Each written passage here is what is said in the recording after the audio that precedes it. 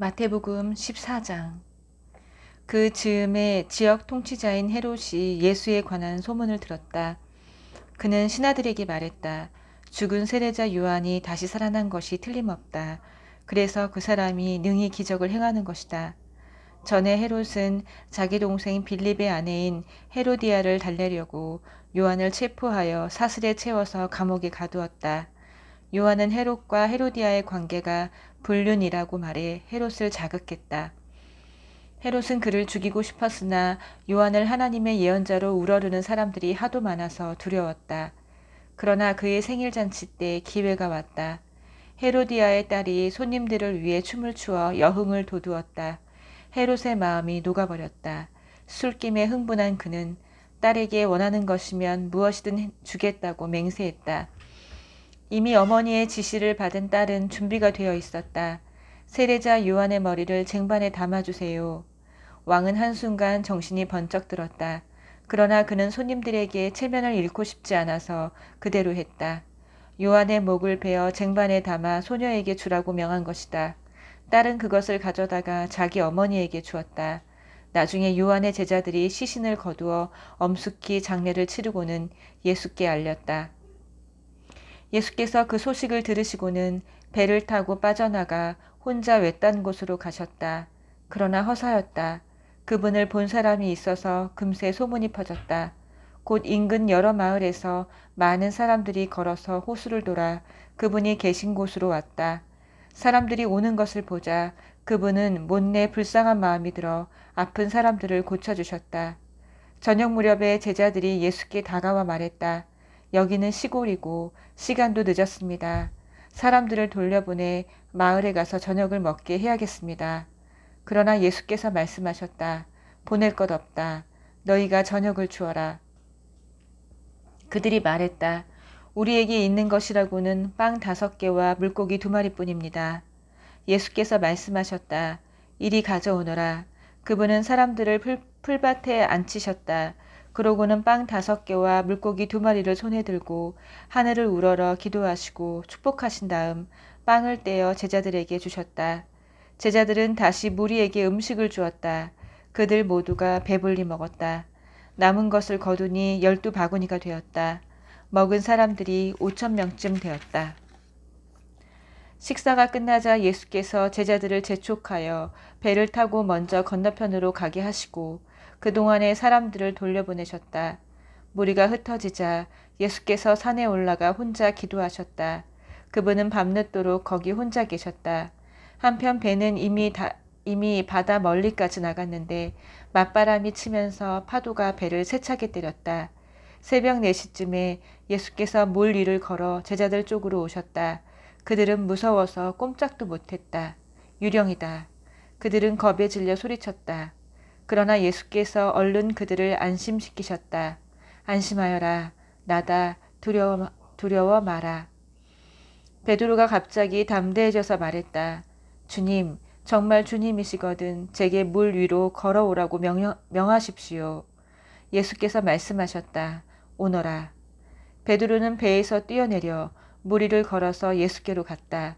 그러나 발밑에 거세게 이는 파도를 내려보는 순간 베드로는 용기를 잃고 물에 빠져들기 시작했다. 베드로는 주님, 저를 구해 주십시오 하고 소리쳤다. 예수께서 지체하지 않으셨다. 손을 내밀어 그의 손을 잡으셨다. 그리고 말씀하셨다. 용기 없는 사람아, 어찌 된 것이냐. 2사람이 배에 오르자 바람이 가라앉았다. 배 안에서 이 모든 것을 지켜보던 제자들이 예수께 경배하며 말했다. 이제 됐습니다. 주님은 하나님의 아들이 틀림없습니다. 돌아온 그들은 게네사렛에 배를 댔다. 사람들이 예수께서 오신 것을 알아채고는 근방에 두루 알려서 모든 병자들을 불러 모았다. 병자들은 그분의 옷자락을 만지게 해달라고 청했다. 그분을 만진 사람은 누구나 병이 나았다. 15장.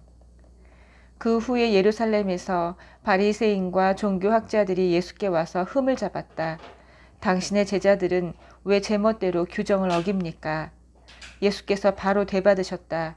그러는 너희는 어째서 너희 규정을 빌미 삼아 제멋대로 하나님의 계명을 어기느냐?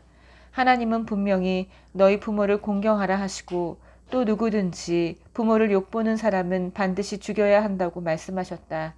그러나 너희는 부모에게 드려야 할 것이 있어도 부모 대신에 하나님께 예물로 바쳤습니다 말하면서 그 계명을 회피하고 있다. 그것이 어떻게 부모를 공경하는 것이라고 하겠느냐. 너희는 너희 규정대로 하나님의 계명을 무효로 만들고 있다. 이 사기꾼들아, 너희 같은 사기꾼에 대해 이사야가 전국을 찔러 잘 말했다. 이 백성이 입 바른 말을 거창하게 떠벌리지만 그들의 마음은 딴 데 있다. 겉으로는 나를 경배하는 듯해도 진심은 그렇지 않다. 무엇이든 자기네 구미에 맞는 가르침을 위해 내 이름을 팔고 있을 뿐이다. 예수께서 무리를 불러놓고 말씀하셨다. 잘 듣고 마음에 새겨두어라. 너희 삶을 더럽히는 것은 너희가 입으로 삼키는 것이 아니라 너희 입에서 토해내는 것이다. 나중에 제자들이 와서 예수께 말했다. 바리새인들이 주님 말씀을 듣고는 얼마나 못마땅해 하는지 아십니까? 예수께서 무시해버렸다. 하늘에 계신 내 아버지가 심지 않으신 나무는 다 뿌리채 뽑힐 것이다. 내버려 두어라. 그들은 눈먼 사람을 인도하는 눈먼 사람이다. 눈먼 사람이 눈먼 사람을 인도하면 둘 다 구덩이에 빠지는 법이다. 베드로가 말했다. 잘 모르겠습니다. 쉽게 말씀해 주십시오. 예수께서 대답하셨다. 너희도 모르느냐? 우둔해지기로 작정이라도 한 것이냐? 무엇이든지 입으로 삼키는 것은 장으로 들어가서 결국 배설되는 것을 알지 못하느냐? 하지만 입에서 나오는 것은 마음에서 비롯된 것이다. 우리가 토해내는 악한 논쟁과 살인과 간음과 음란과 도둑질과 거짓말과 악담이 모두 마음에서 나온다. 바로 이런 것들이 너희를 더럽힌다. 어떤 음식을 먹고 안 먹고 손을 씻고 안 씻고는 전혀 상관없는 일이다. 예수께서 거기에서 떠나 두로와 시돈으로 가셨다. 그들이 도착하기가 무섭게 그 지방에 사는 가나안 여자가 다가와 간청했다. 다윗의 자손이신 주님, 불쌍히 여겨주십시오. 제 딸이 악귀 귀신에 들려 몹시 괴로워하고 있습니다. 예수께서 여자의 말을 무시하셨다. 제자들이 다가와 불평했다. 여자가 우리를 귀찮게 합니다. 어떻게 좀 해주십시오. 성가셔 죽겠습니다. 예수께서 거절하시며 그들에게 말씀하셨다. 나는 이스라엘의 잃어버린 양을 대하는 것만으로도 바쁘다. 그러자 여자가 다시 예수께 와서 무릎을 꿇고 애원했다. 주님, 저를 도와주십시오. 예수께서 말씀하셨다. 자녀들의 입에서 빵을 빼앗아 개들에게 던져주는 것은 옳지 않다. 여자가 재빨리 받았다. 옳습니다, 주님. 하지만 구걸하는 개들도 주인의 상에서 떨어지는 부스러기를 먹습니다. 예수께서 뜻을 굽히셨다. 여자야, 내 믿음이 남다르다. 내 소원대로 되었다. 그 즉시 여자의 딸이 나았다. 예수께서 돌아오셔서 갈릴리 호숫가를 걸어 산에 올라가셨다. 거기에 자리를 정하시고 사람들을 맞을 채비를 하셨다. 수많은 사람들이 중풍병자와 눈먼 사람과 다리를 저는 사람과 말 못하는 사람과 그 밖에 도움이 필요한 사람들을 예수께서 어떻게 하시나 보려고 그분 발 앞에 데려왔다. 예수께서 그들을 고쳐주셨다. 사람들은 말 못하던 사람이 말하고 다리를 저는 사람이 건강해지고 중풍병자가 걸어다니고 눈먼 사람이 사방을 둘러보는 것을 보면서 놀라워했다. 그들은 하나님께서 자기들 가운데 생생히 살아계심을 모든 사람에게 알렸다. 그러나 예수께서는 다 끝내신 것이 아니었다. 예수께서 제자들을 불러 말씀하셨다. 이 사람들을 보니 내 마음이 아프구나. 이들이 사흘이나 나와 함께 있었는데 이제 먹을 것이 없다. 배고픈 채로 가다가는 길에서 쓰러질지도 모르니 차마 보내지 못하겠다. 제자들이 말했다.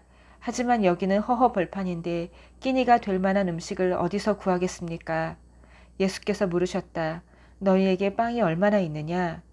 빵 7개와 물고기 몇 마리가 있습니다. 그들이 말했다. 그러자 예수께서 사람들을 앉게 하셨다. 예수께서는 빵 7개와 물고기를 손에 들고 감사드리신 후에 사람들에게 나누어 주셨다. 모두가 먹되 원하는 만큼 실컷 먹었다. 남은 것을 거두니 큰 것으로 7바구니나 되었다. 4,000명이 넘는 사람들이 배부르게 먹었다. 예수께서 그들을 보내시고 나서 배에 올라 마가단 지방으로 건너가셨다. 16장.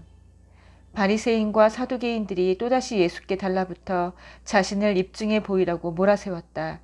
예수께서 그들에게 말씀하셨다. 너희 속담에 저녁 하늘이 붉으면 날씨가 좋고 아침 하늘이 붉으면 날씨가 굳다 라고 했다. 너희가 날씨는 쉽게 내다보면서 어째서 시대의 표적은 읽을 줄 모르느냐. 악하고 음란한 세대가 항상 표적과 기적을 구한다. 너희가 얻을 표적은 요나의 표적뿐이다. 그러고서 그분은 발길을 돌려 떠나셨다. 호수 건너편으로 가는 길에 제자들이 깜빡 잊고 빵을 가져오지 않은 것을 알았다. 마침 예수께서 그들에게 바리새인과 사두개인의 누룩을 각별히 주의하여라 하고 말씀하셨다. 제자들은 예수께서 빵을 잃어버린 것을 꾸짖으시는 줄 알고 수군거리며 대책을 논의했다. 예수께서 그들이 하는 일을 아시고 말씀하셨다. 어째서 빵을 잊어버린 것을 가지고 이렇게 걱정스레 수군거리느냐. 믿음이 적은 사람들아. 아직도 알아듣지 못하겠느냐. 빵 5개로 5,000명을 먹고 거둔 조각이 몇 바구니며 빵 7개로 4,000명이 먹고 거둔 나머지가 몇 바구니였느냐. 빵이 문제가 아니라는 것을 아직도 모르겠느냐. 문제는 누룩, 바리새인과 사두개인의 누룩이다. 그때서야 그들은 알아들었다. 예수께서는 먹을 것이 아니라 가르침, 곧 바리새인과 사두개인들의 가르침을 걱정하셨던 것이다. 예수께서 빌립보의 가이사랴에 있는 마을에 이르러 제자들에게 물으셨다. 사람들이 인자를 누구라 하더냐? 제자들이 대답했다. 세례자 요한이라고 하는 사람들도 있고 엘리야라고 하는 사람들도 있고 예레미야나 다른 예언자 가운데 한 사람이라고 하는 사람들도 있습니다. 예수께서 곧바로 물으셨다. 그러면 너희는 어떠냐? 너희는 나를 누구라고 하느냐? 시몬 베드로가 말했다. 주님은 살아계신 하나님의 아들이시며 그리스도 곧 메시아이십니다. 예수께서 대답하셨다. 요나의 아들 시몬아, 너는 하나님의 복을 받았다. 너의 그 대답은 책이나 교사한테서 나온 것이 아니다. 하늘에 계신 내 아버지 하나님께서 친히 내게 참으로 내가 누구인지 그 비밀을 알려주셨다. 이제 내가 누구인지 참으로 내가 누구인지 내가 알려주겠다. 너는 베드로 곧 바위다. 이 바위 위에 내가 내 교회를 세울 것이다. 그 교회는 지옥의 문들조차도 막아서지 못할 만큼 그 세력이 널리 뻗칠 것이다. 그것이 다가 아니다. 너는 어떤 문이라도 여는 열쇠를 받아서 하나님 나라에 아무 제약 없이 자유롭게 드나들게 될 것이다. 하늘과 땅, 땅과 하늘 사이에 더 이상 장벽이 없을 것이다. 땅에서 예는 하늘에서도 예이고 땅에서 아니오는 하늘에서도 아니오이다. 예수께서는 제자들에게 비밀을 지킬 것을 엄히 명령하셨다. 그리고 그분이 메시아이심을 아무에게도 말하지 않겠다는 다짐을 그들에게서 받으셨다. 예수께서 이제 자신이 예루살렘으로 가서 종교 지도자들의 손에 처참한 고난을 받아 죽임을 당하고 사흘째 되는 날에 다시 살아나야 할 것을 제자들에게 밝히 말씀하셨다. 베드로가 그분을 붙들고 항의했다. 절대 안 됩니다, 주님. 절대로 있을 수 없는 일입니다. 그러나 예수께서는 꿈쩍도 않으셨다. 베드로야, 썩 비켜라. 사탄아, 물러가라. 너는 하나님이 어떻게 일하시는지 조금도 모른다. 그러고 나서 예수께서 다시 제자들에게 말씀하셨다. 누구든지 나와 함께 가려면 내가 가는 길을 따라야 한다. 결정은 내가 한다. 너희가 하는 것이 아니다. 고난을 피해 달아나지 말고 오히려 고난을 끌어안아라. 나를 따라오너라. 그러면 내가 방법을 일러주겠다. 자기 스스로 세우려는 노력에는 아무 희망이 없다. 자기를 희생하는 것이야말로 너희 자신, 곧 너희의 참된 자아를 찾는 길이며 나의 길이다. 원하는 것을 다 얻고도 참된 자기 자신을 잃으면 무슨 유익이 있겠느냐. 너희 목숨을 무엇과 바꾸겠느냐. 너희 힘으로 일을 벌이겠다고 그렇게 서두르지 마라. 순식간에 인자가 아버지의 모든 영광에 쌓여 천사의 무리를 거느리고 올 것이다. 그때 너희는 받아야 할 모든 것을 선물로 받게 될 것이다. 이것은 믿을 수 없는 훗날의 이야기가 아니다. 여기 서 있는 너희 가운데 그런 일이 일어나는 것을 볼 사람들도 있다. 그들은 천국의 영광 가운데 있는 인자를 볼 것이다. 아멘.